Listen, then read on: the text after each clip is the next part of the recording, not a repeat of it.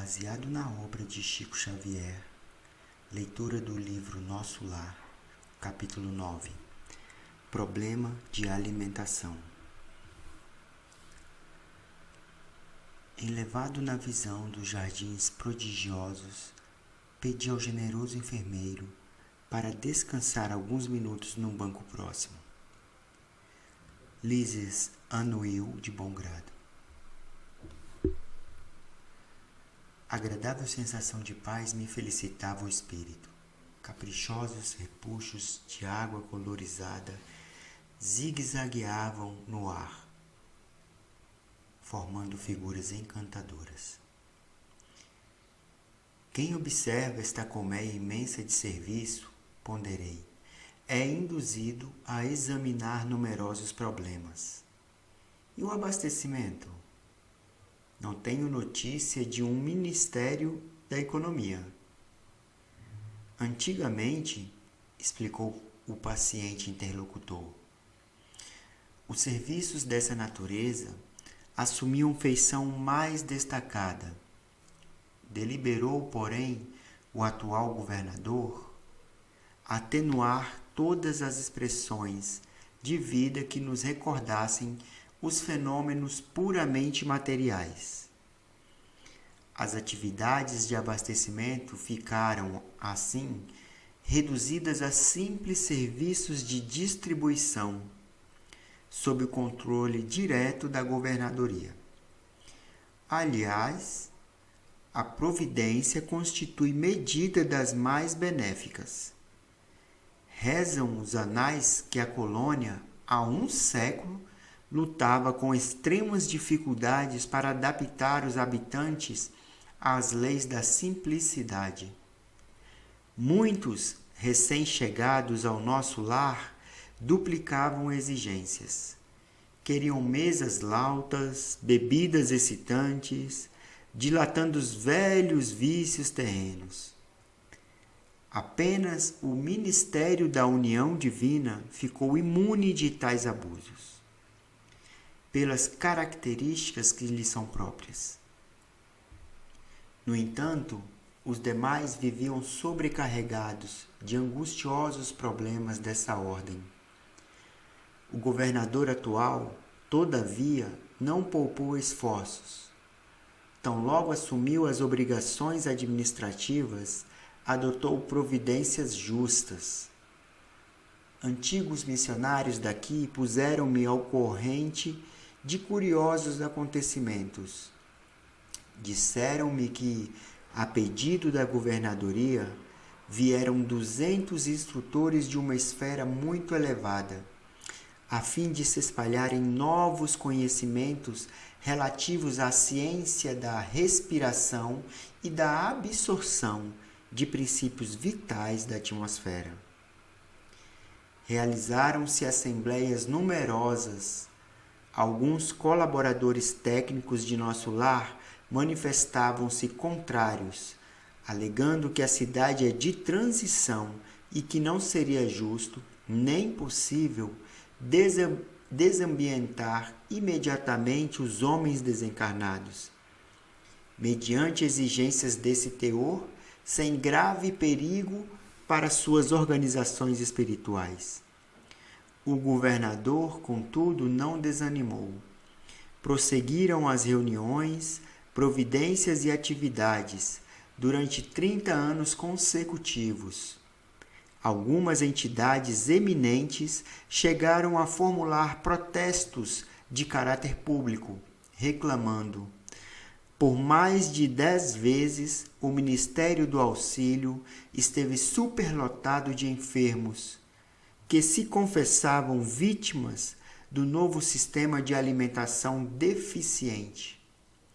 Nesses períodos, os opositores da redução multiplicavam acusações. O governador, porém, jamais castigou alguém. Convocava os adversários da medida a palácio e expunha-lhes paternalmente os projetos e finalidades do regime. Destacava a superioridade dos métodos de espiritualização, facilitava aos mais rebeldes inimigos do novo processo variadas excursões de estudo, em planos mais elevados que o nosso, ganhando assim maior número de adeptos.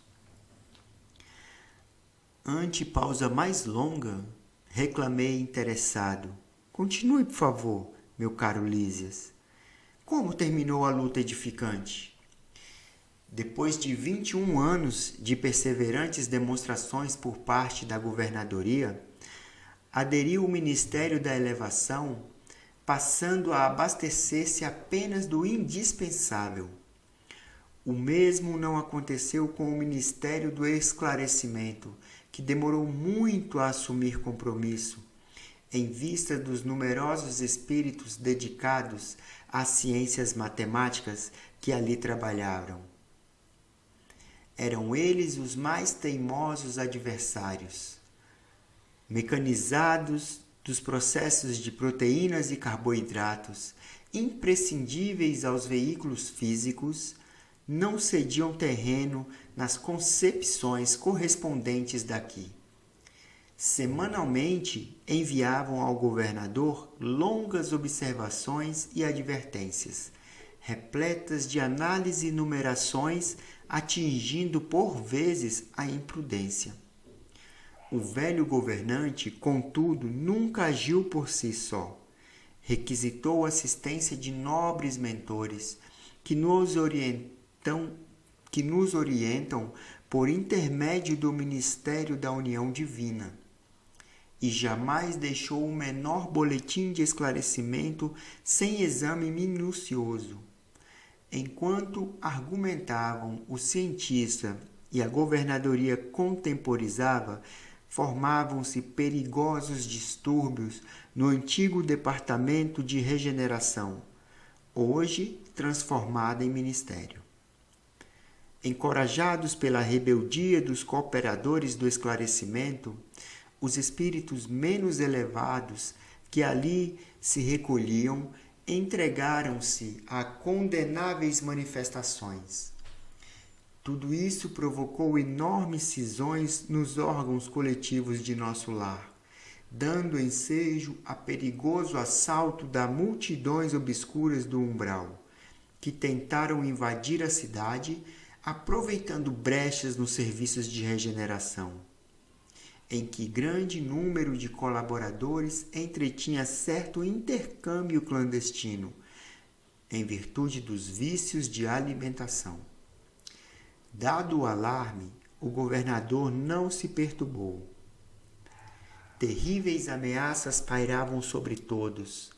Ele, porém, solicitou audiência ao Ministério da União Divina e, depois de ouvir o nosso mais alto conselho, mandou fechar provisoriamente o Ministério da Comunicação. Determinou funcionassem todos os calabouços da regeneração para isolamento dos recalcitrantes. Advertiu o Ministério do Esclarecimento, cujas impertinências suportou mais de 30 anos consecutivos.